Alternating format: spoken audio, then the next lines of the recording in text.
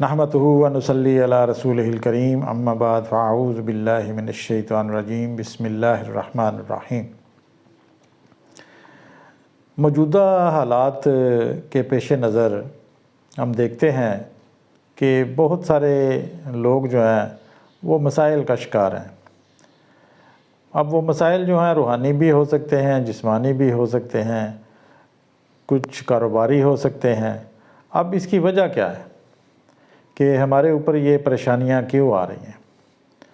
اب دیکھنے میں تو بندہ ٹھیک نظر آ رہا ہے، بندہ نماز بھی پڑھ رہا ہے، روزہ بھی رکھ رہا ہے، سارے کام کر رہا ہے، لیکن غلطی کہاں پہ ہے یہ نوٹ کرنے والی بات ہے۔ اب اکثر لوگ مجھ سے پوچھتے ہیں جی کہ میں اتنی مرتبہ سورۃ فاتحہ پڑھتا ہوں جی، اتنی مرتبہ سورۃ اخلاص پڑھتا ہوں، میرے یہ کاروبار کا مسئلہ ہے، یہ بچوں کی پریشانی ہے، تو کیا وجہ ہے؟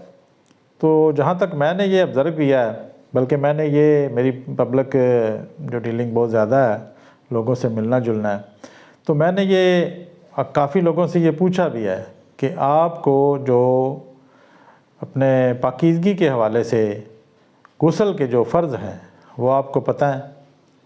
تو میرا خیال ہے مجھے شاید ہی کسی نے، نہ نوجوان نسل میں سے کسی نے شاید بتایا ہو، بوڑھوں میں سے تو کسی کو نہیں پتہ، جن کے اپنے بچے، جن کی شادیاں ہو چکی ہیں، اب ان کے آگے سے بچے ہو چکے ہیں، تو نہ والد والدہ کو پتہ ہے غسل کے فرض، نہ بچوں کو پتہ ہے۔ اب ان کو پتہ نہیں تو آگے زندگی وہ گزار رہے ہیں، کام بھی اپنے کر رہے ہیں سارے، لیکن اس میں مسائل کیوں آ رہے ہیں کہ پاکیزگی نہیں ہے۔ اب ایک بندہ نماز پڑھ رہا ہے مثال کے طور پہ، وہ بغیر وضو کے نماز پڑھتا ہے، تو وہ نماز تو نہیں ہوتی، وہ تو وقت کو وہ دھکا دے رہا ہے۔ تو اسی طرح ہم لوگ جو کام کر رہے ہیں اس میں غلطی یہ ہے کہ ہم سے یہ جو بنیادی کام ہے نا ہمارا غسل کے بارے میں، پاکیزگی کے بارے میں نہیں پتہ۔ اب آج کل کے دور میں بے شک سوشل میڈیا پہ بہت ساری اس طرح کی سوالات بھی ہیں، جوابات بھی ہیں، ویڈیو بھی ہیں، لیکن ہم ان سے استفادہ حاصل نہیں کرتے۔ نہ اپنے جو علاقے کے امام صاحب ہیں، عالم صاحب ہیں، مفتی صاحب ہیں، نہ ان سے یہ سوال پوچھتے ہیں، کیونکہ ہمارا دھیان اس طرف نہیں جا رہا۔ یہ میں نے ایک امریکہ کی ایک عورت ہے جو کالے جادو کی ماہر ہے، اس کی میں نے ایک ویڈیو دیکھی، انٹرویو اس نے دیا ایک اخبار والے کو، تو وہ کہہ رہی ہے کہ میرے پاس خبیث شیاطین جن ہیں، میں ان سے نہ ہر کام لے لیتی ہوں۔ تو وہ انٹرویو کرنے والا اس کو کہتا ہے کہ کوئی ایسا بندہ بھی ہے جس پہ تمہارا یہ زور نہیں چلتا؟ تو اس نے کہا جی کہ میرا زور تو ہر ایک کے پر چل جاتا ہے، صرف ایک مسلمان جو صوم و صلات کا، پاکیزگی کا پابند ہے، اس کو پتہ ہے کہ غسل کے کیا فرض ہیں، تو وہ جو ہے نا وہ میرے قابو نہیں آتا۔ ورنہ ناپاک جسم جو ہے وہ شیطان کا دوسرا گھر ہے، اس کے اندر وہ جتنی مرتبہ داخل ہو، جتنی مرتبہ نکلے، اس کو کوئی پوچھنے والا نہیں ہے۔ صرف صوم و صلات کا پابند جو بندہ ہے، جس کو غسل کے فرض پتہ ہیں۔ اب 3 فرض ہے غسل کے، کوئی لمبی چوڑی تفصیل نہیں ہے، میرا خیال ہے 3 منٹ میں آپ کو وہ میں یاد کروا دوں گا۔ 3 فرض ہے غسل کے۔ سب سے پہلے ایک فرض تو سارے بندے پورا کرتے ہیں، لیکن 3 جب تک پورے نہ ہوں اس وقت تک جو ہے وہ غسل مکمل نہیں ہوتا۔ مثلا سب سے پہلے آپ نے کلی کرنی، اس کے بعد کلی کرنے سے مراد ہے گلے کی نرم ہڈی تک پانی پہنچانا۔ بعض دفعہ کلی جو دانتوں کے اندر سے پانی ہو کے گزر جاتا ہے، گلے کی نرم ہڈی تک پانی پہنچانا اور ناک کی نرم ہڈی تک پانی پہنچانا۔ 3 مرتبہ آپ ڈالیں گے تو 1 مرتبہ نہیں، 2 مرتبہ، 3 مرتبہ یہ پانی پہنچ جائے گا۔ اس کے بعد سارے جسم پہ آپ نے اتنا پانی بانا کہ کوئی بال برابر جگہ خشک نہ رہے۔ اب جس کے پاس جو سہولت موجود ہے وہ اس سے استفادہ کر رہا ہوتا ہے، تو جس طرح کی آپ کو سہولت ہے۔ اب بندے سے سوال کریں نا جی کہ غسل کے فرض، سب سے پہلے کہتا ہے جی کہ نجاست دور کر لیں، یہ فرائض میں نہیں آتا، ٹھیک ہے؟ فرائض جو ہے نا یہ 3 ہیں، ناک میں پانی ڈالنا، گلے میں پانی ڈالنا اور پورے جسم کے۔ بعض کہتے ہیں کہ دائیں کندھے پہ پہلے پانی، یہ سنت طریقہ ہے، غسل کا طریقہ کہہ لیں۔ اور اس طرح سے کیا ہوا غسل جو ہے وہ قائم مقام وضو ہوتا ہے۔ اب بندے کہتے ہیں کہ نہا کے آپ نماز پڑھ سکتے ہیں، لیکن اس میں یہ 2 چیزیں جو ہیں، میں نے جن لوگوں سے بھی پوچھا ہے، اب جس کو جو سہولت دستیاب ہے وہ کہتے ہیں جی کہ شاور کے نیچے کھڑے ہو کے شاور کھول دیتے ہیں، بس اس کے بعد جو ہے وہ غسل ہو جاتا ہے، صابن لگایا، پانی ڈالا، پھر دوبارہ ختم ہو گیا جی۔ اچھا جس کے بعد ٹب ہے وہ کہتا ہے جی ٹب میں باہر بیٹھ جائیں، باہر نکلیں، اور اس کے بعد صابن لگائیں دوبارہ ٹب میں بیٹھ جائیں۔ نہر پہ نہانے والا بھی اسی طرح کرتا ہے کہ 2 ڈبکیاں لگا کے صابن لگا کے پھر لگا لیتا ہے۔ تو اس میں جو ہے نا فرائض غسل کے جو ہیں وہ پورے نہیں ہوتے، اور یہ مسئلہ آج کل ہماری جو نوجوان بچیاں ہیں کہ جب وہ بالغ ہوتی ہیں تو ان کو اس چیز کا پتہ نہیں ہوتا، ایون کہ شادی کے وقت بھی ان کو میاں بیوی کو ایسے مسائل کا نہیں پتہ ہوتا۔ یہ اگر باہر سے کوئی نہ بتائے تو والدین کو یہ پتہ ہونا چاہیے، اور والدین ان کو یہ بتائیں، جس کی وجہ سے یہ ہمارے جو عبادت ہے وہ بھی قبول نہیں ہو رہی۔ حدیث شریف ہے کہ تفقہوا فی الدین، اللہ کے پیارے نبی نے فرمایا کہ دین کے بارے میں سمجھ بوجھ حاصل کرو۔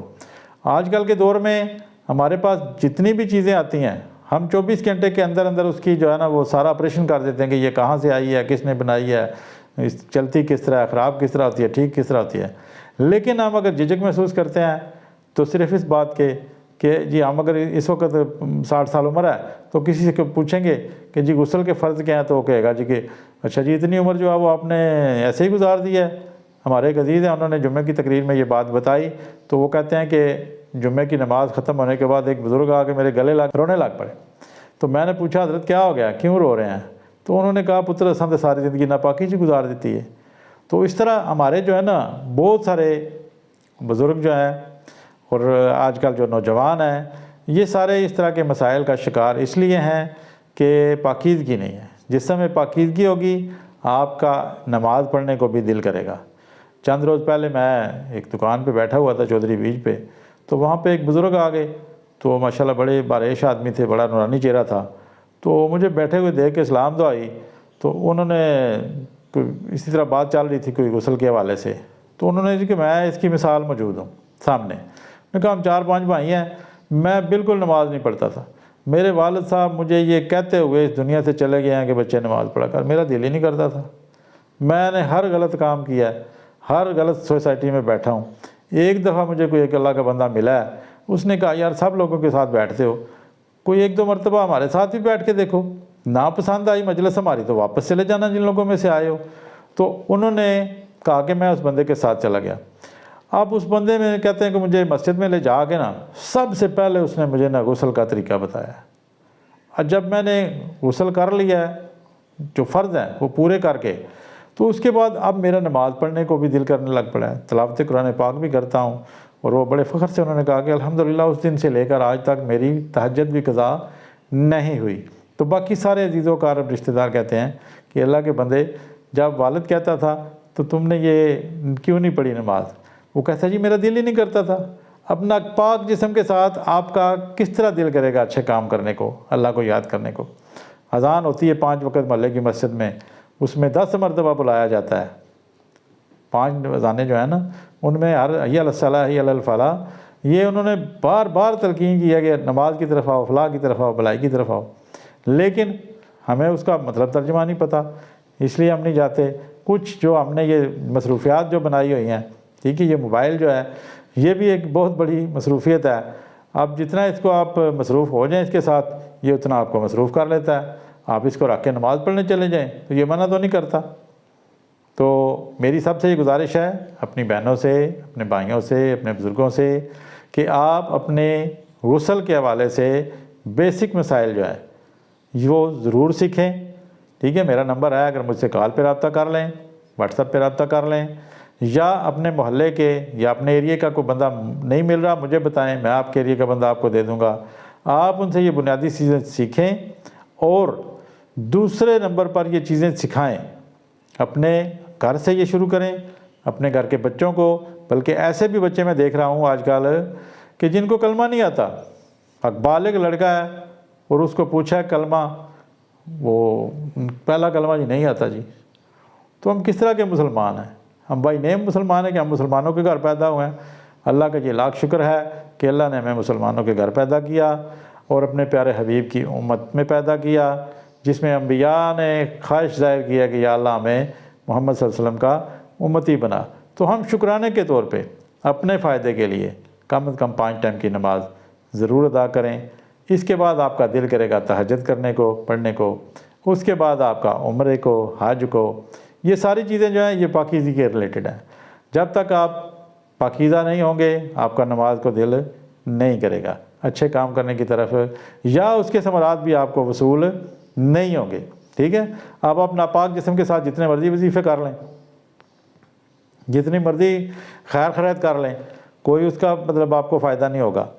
تو سب سے پہلے آپ پاکیزگی سیکھیں، اس کے بعد دوسرے نمبر پہ جو بھی وظائف ہوتے ہیں ان کے اچھے برے اثرات بھی ہوتے ہیں۔ یہ انشاءاللہ نیکسٹ ویڈیو میں آپ کو بتائیں گے کہ یہ جو بھی کام ہے یہ کسی نہ کسی بزرگ کی اجازت سے کرنا چاہیے، ٹھیک ہے جی۔ جزاک اللہ خیر، اللہ اچھے عمل کی توفیق عطا فرمائے۔